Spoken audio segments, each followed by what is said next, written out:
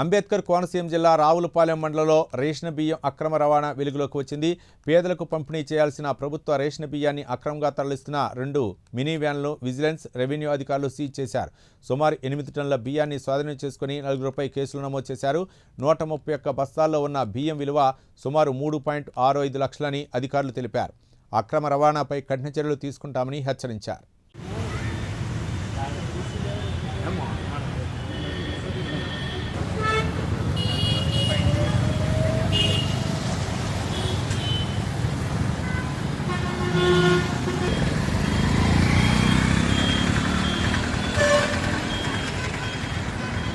सुविधा